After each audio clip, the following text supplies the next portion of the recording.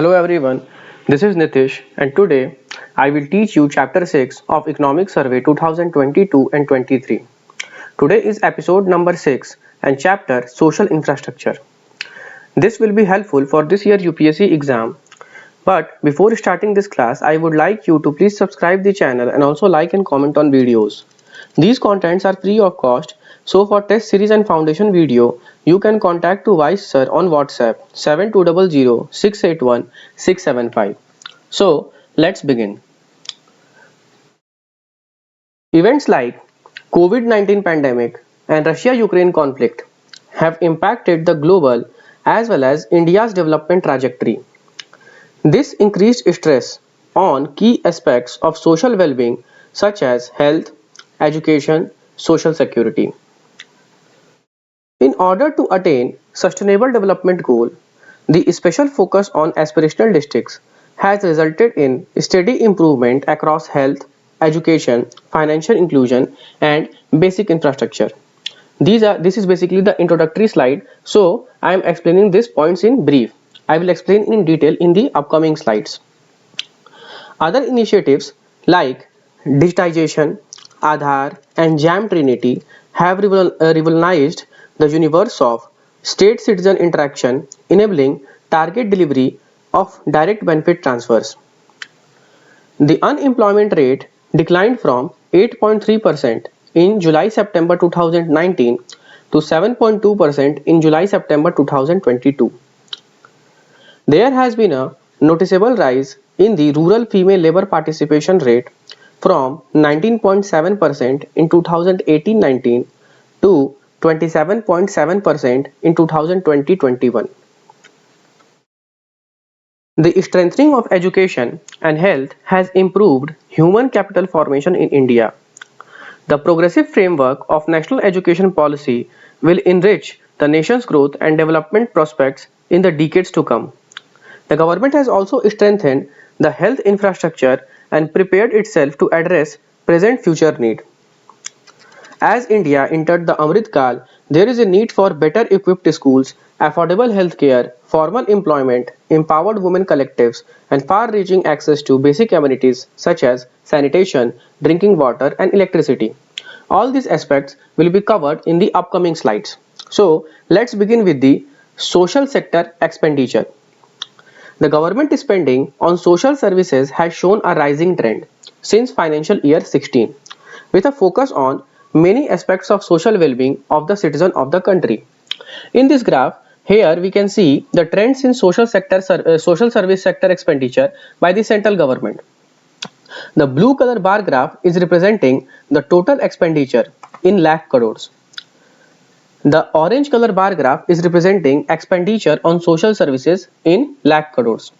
The red line graph is representing expenditure on social services as a percentage of GDP, and the yellow line graph is representing expenditure on social services as a percentage of total expenditure. So, as I already told you that here we have to only analyze the trend, and on the basis of that we will correct the question which will come in the prelims examination. So first we will look at the total expenditure in lakh crore, which is a blue color graph. So here we can see that from financial year 17-18 to financial year 22-23, which is the last bar graph, we can able to see that the total expenditure has constantly increased, or we can also say that has steadily increased. So if in the prelims examination, if this statement will come that the total expenditure from financial year 17-18 to financial year 22-23 has constantly increased, then the statement will be true. Now let's look at the orange bar graph, which is representing expenditure on social services in lakh crore, and this has also steadily increased from 2017-18 to 2022-23. Now look on red line graph, which is representing expenditure on social services as a percentage of GDP. So from the data itself we can identify that in financial year 17-18 it is 6.7. Now in 18-19 and 19-20 it is constant, that is 6.8. But once we move to the other forward years, we can see that this data shows that it is constantly increasing, that is 7.5 in 2021, 8.2 in 21-22, and in 22-23 it is 8.3. So if the statement given that the expenditure on social services as a percentage of GDP is constantly increasing from financial year 1920 or financial year 1819 to financial year 22-23, then this statement will be true, that it is constantly increasing. Now the last line graph, which is representing expenditure on social services as a percentage of total expenditure, which is a yellow line graph. Here we can see that it is not constantly increasing nor constantly decreasing, because as we can analyze from financial year 2017 to 18, from financial year 17-18 to financial year 18-19, it has increased by 0.2%. But once we move to financial year 19-20, we can see that it once again decreased by 0.2%. And once again we move on to financial year 2021, we can see that it has decreased by around 2%, that is 23.3%, and again it is increased, that is 26.1%, and in last, that is financial year 22 and 23, it is increased to 26.6%. So if the question or if the statement is given that from financial year 2021 to financial year 2023, the expenditure on social services as a percentage of total expenditure has constantly increasing, then the statement will be true.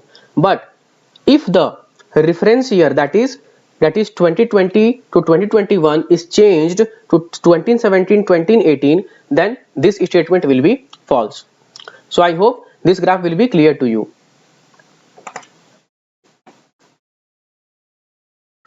Now move on to the next topic, that is human development parameters. According to the United Nations Development Programme report, 90% of the countries have registered a reduction in their Human Development Index value in 2020 or 2021, indicating that the human development across the world has stalled for first time in 32 years. India ranked 132 out of 191 countries and territories in the year 2021-22 in Human Development Index report. Now let's look at the bar graph. The bar graph is representing the percentage of people multidimensionally poor and deprived of each indicator. So here we will analyze the graph parameter wise, or we can also say that the sector wise, that the first sector is regarding nutrition level, which is the left hand side bar graph. The orange one bar graph is representing the data of 2015-16, and the blue bar graph is representing the data of 2019-21. So here we can see that in terms of nutrition it has improved, because in 2015-16 it was 21.1, and in 2019-21 it was 11.8, and as I already told you, it is regarding the percentage of people who are poor and deprived of each indicator. So it is a good sign. Then similarly in child mortality we can see that it has improved from 2.2 to 1.5. Similarly we can see the other graphs like years of schooling, that is 11.6 in 2015-16, and it has dropped to 7.9, which is a good sign. Similarly you can also analyze the other parameters, other trends. Now move on to the next slide. Next topic is regarding labor reform measures. The labor reform essentially means taking step in increasing production, productivity and employment opportunity. For this, India has recently adopted two things. First one is simplification of labor laws into 4 new labor codes, and the second is implementation of an e-Shram portal to create a national database of unorganized workers. Now move to the next topic, that is regarding employment trends. As per usual status, the labor force participation rate, the worker population rate and the unemployment rate of Periodic Labor Force Survey 2020-21 has improved for both males and females in both rural and urban areas. If we compare from the Periodic Labor Force Survey report of 2019-20 and 2018-19. Now let's look at the bar graph. This bar graph is basically regarding the trends in broad employment status, and the data is given from the year 2017-18, which is represented by the blue bar graph, year 2018-19, which is represented by the orange bar graph, 2019-20, which is represented by gray bar graph, and 2020-21, which is represented by yellow bar graph. So as I already told you that we have to analyze the trend, no need to learn the facts or data. So in the self-employed area, we can see that the trends in broad employment status is constantly, or we can also say that steadily increasing. But in regular wage or regular salary employment status, it is not constantly increasing, not constantly decreasing. And the last is the casual labor part. Here we can see that it is constantly or steadily decreasing. But one doubt can arise in your mind that in financial year 18-19 and financial year 19-20, in the casual labor part, it is showing the constant value. But as we know that if we compare from 17-18 to 2021, it is a decreasing area, because from 25 to 24 and 24 to once again 24, and then in 2021 it is 23, which means that it is a downward curve. Okay, it is only constant between these 2 years, that is 2018 and 2018 to 2020. If we compare, then it is showing the constant value. But if we compare it from 2017 to 2021, then it is showing the decreasing pattern in the casual labor part. So move on to the next slide. In this graph, it is representing the change in female labor force participation rate. So here it is given state wise, so we have to only understand the highest and the lowest pattern. So the highest is in Nagaland, that is the change in labor force participation rate is highest in Nagaland, and it is lowest in Meghalaya. You have to only learn these 2 things. Now this graph is regarding quarterly urban employment indicator. The bar graph, which is gray in color, is representing labor force participation rate. The dotted line is representing workers population ratio, and the red line is representing unemployment rate. So first of all, we will consider the labor force participation rate. So the labor force participation rate is neither constantly increasing, neither constantly decreasing, because it is very difficult to analyze the graph, because it is once we compared it from January March 2021 to July September 2022, I think that it is showing the constant bar graph. Here you can see that I think that here it is constant. And if we also consider these 2 things, these are also constant. So we can say that it is showing a constant trend. But if we move before July September 2020, then here we can see that there is a decreasing pattern. So on the basis of that, you can analyze this, that the labor force participation rate. Now look at the workers population ratio, which is represented by dotted line. So here we can also see that it is neither increasing, neither steadily increasing, neither steadily decreasing, because there is a zigzag like pattern. But once we compare it from April June 2021 to July September 2022, it is steadily increasing. Here you can see this.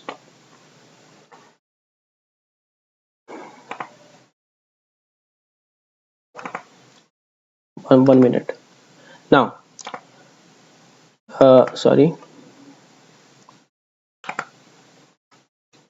Now look at the unemployment rate.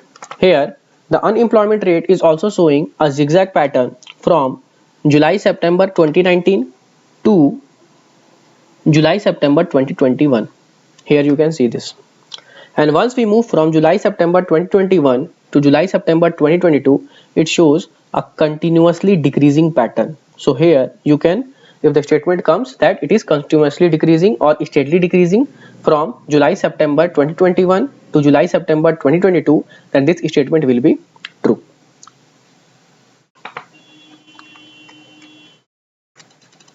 Next is regarding quarterly employment survey. It is basically conducted by Labour Bureau, and it covers establishments with 10 or more workers in 9 major sectors. And these sectors are basically given in this diagram. that manufacturing sector, construction sector, trade, transport, education, health, accounts and sorry, accommodation and restaurants, IT and BPOs and financial services. So first let's look at this data, sorry, means graph, and then we will move forward. The diagram or the graph on the left hand side is regarding the estimated number of workers according to QES, that is quarterly employment survey, and as I already told you that it is published by Labor Bureau, sorry, conducted by Labor Bureau. So you have to learn this. Now here we can see that once we move from quarter 1 to quarter 4 in financial year 22, the number of workers is constantly increasing. As you here you can see this in this diagram, that the number of worker is constantly increasing. Now look at the right hand side diagram, that it represents the sector wise share of total employment according to QES, that is quarterly employment survey. Once again I am telling that the quarterly employment survey is conducted by Labor Bureau. So here the sector wise share of total employment is given, and I already told you that here you have to only learn two things, that the maximum value and the least value. The maximum value is regarding manufacturing, that the manufacturing sector has the largest share is the largest share among the total employment. And if we consider the lowest value, that is 2%, which is of accommodation and restaurant, and here is also 2% which belongs to construction. So the construction and accommodation and restaurant sector has least share.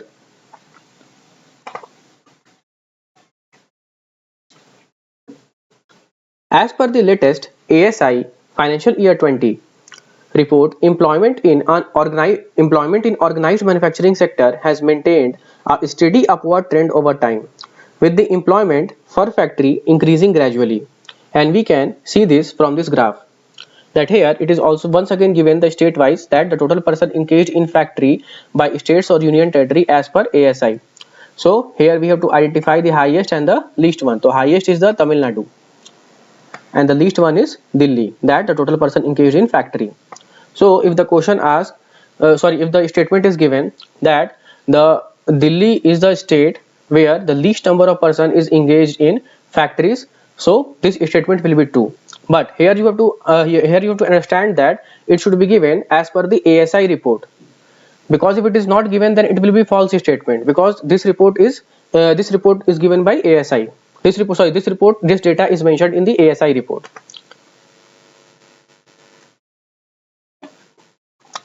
The organized sector job market condition measured by payroll data for Employees Provident Fund Organization and Employees State Insurance Corporation reveals the benefit of the government initiative towards improvement in the labor market. And here once again we will see the line graph data or the curve graph, that is the net addition of subscriber in the EPFO.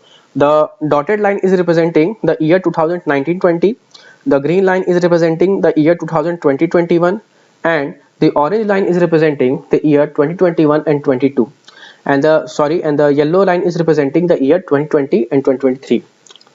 So here you can understand that everything is showing discrete, and the graph is basically given on the basis of month, that is from April to next year March, and you have to understand the trend accordingly. The number of works done under Manrega has steadily increased over the year, and this is also shown by a bar graph, that is the number of projects under MG Naregas. So the blue bar graph is representing the completed work, and the orange bar graph is representing the ongoing work. And as I already told you, we have to understand the trend from one year to other year. That is, if we compare from financial year 13-14, we can see that the ongoing work is decreased once we move on to financial year 14-15, and once again we move from financial year 14-15 to financial year 15-16, we can see that the ongoing work has increased once again. So on the basis of that, you have to understand the trend, as I already told you. Now move on to the next topic, education. Quality education for all. The year 22 saw improvement in gross enrollment ratio in schools and improvement in gender parity. That is regarding point number 1. Point number 2 is regarding school dropout rates, that the school dropout rates at all the levels have witnessed a steady decline in recent years. Next is regarding the education infrastructure, which is in the form of schools, amenities and digitalization has been steadily promoted along with a focus on pedagogy. And the last is regarding the enrollment in higher education, that is the total enrollment in higher education has increased to nearly 4.1 crore in financial year 21 from 3.9 crore in financial year 20. Now let's look at the bar graph. Here we can see the total students enrollment in higher education is constantly increasing, or we can also say that steadily increasing from financial year 16-17 to financial year 20-21. Move on to the next graph. Here the number of teachers in higher educational institution. So if we compare the male teachers from financial year 16 to financial year 17, sorry, financial year 16-17 to financial year 20-21, so here we can also see the increasing trend. Sorry, from financial year 16-17 to financial year 17-18, it is decreased. But if we compare it from financial year 17-18 to financial year 20-21, then it is constantly increasing, or we can also say that it is constantly it is steadily increasing. Now come to the female teachers. Female teachers, as we can once again see that from financial year 16-17 to financial year 17-18 it has decreased. But if we compare from financial year 17-18 to financial year 20-21, it is constantly increasing. If we compare the total number of teachers, then from 16-17 to 17-18 it has decreased. But if we compare from 17-18 to 20-21, it is constantly increasing, and this value is very important, which means the trend that you should know, that the number of teachers in higher education is increasing or decreasing.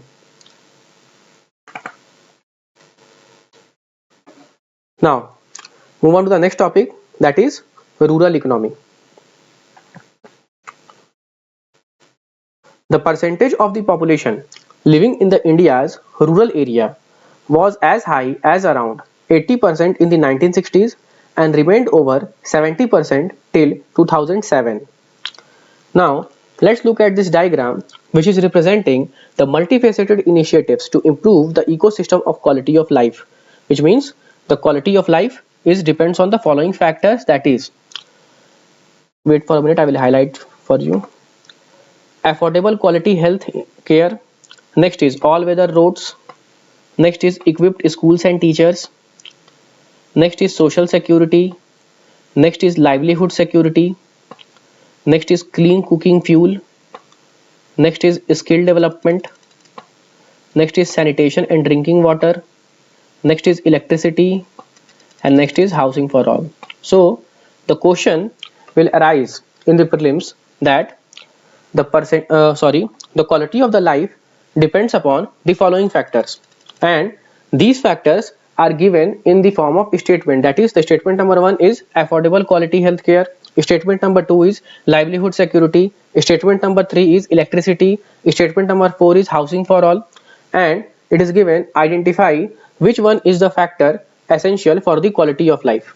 So you have to identify the statements, and on the option will be like 1 and 2, 1, 2, 3 and 4. So here the basic catch is that you have to learn all these factors which I have made in the box. This is the components of day NRL, which is National Rural Livelihood Mission. So you have to also learn this component. Similar type of question will be asked from this topic also.